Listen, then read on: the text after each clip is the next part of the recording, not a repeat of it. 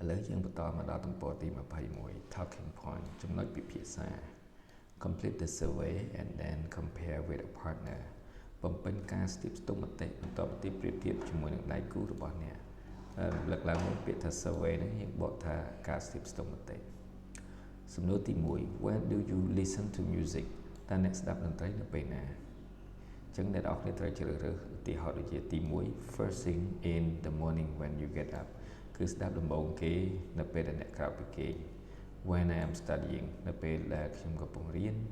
when I'm driving a car នៅពេលខ្ញុំកំពុងបើកបររថយន្ត when I am exercising នៅពេលដែលខ្ញុំកំពុងតែហាត់ប្រាណ when I am eating នៅពេលកំពុងញ៉ាំ when I am working នៅពេលកំពុងធ្វើការ after I come home from work or school បន្ទាប់ពីខ្ញុំមកដល់ផ្ទះពីសាលារៀនឬក៏ពីកន្លែងធ្វើការ right before I go to bed ឬមុនចូលគេងតែម្ដង or others ឬក៏អាចហេតុផលផ្សេងទៀតសំណួរទី2 what are the ways you listen to music តើអ្នកស្ដាប់តន្ត្រីដោយមធ្យោបាយអ្វី on the car radio ស្ដាប់តន្ត្រីតាមវិទ្យុក្នុងឡាន on my phone ស្ដាប់តាមទូរស័ព្ទដៃ on the internet នៅតាមអ៊ីនធឺណិត on TV តាមទូរទស្សន៍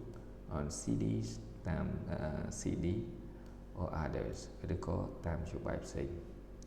សំណួរទី3 how often do you go to the concert តើអ្នកទៅមើលការប្រគំតន្ត្រីញឹកញាប់ដែរឬទេ never មិនដែលទេ once or twice a year ម្ដងម្កាលក្នុងមួយឆ្នាំ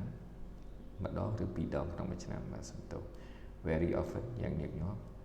ឬក៏ others ឬក៏អ្នកនរគ្នាមានហេតុផលផ្សេង who do you really want to see live តើអ្នកចង់ទៅមើលការប្រគំតន្ត្រីផ្ទាល់ដោយរបស់អ្នកណាឬរបស់ពីអ្នកគេឧទាហរណ៍ដូចជាការប្រគំតន្ត្រីផ្ទាល់របស់ព្រះសវត្តឬក៏អីចឹងទៅបាទសំណួរទី5 for each benefit write the names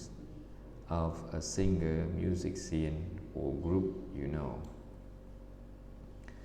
សម្រាប់អត្ថប្រយោជន៍មួយចូលសរសេរពីឈ្មោះរបស់អ្នកចម្រៀង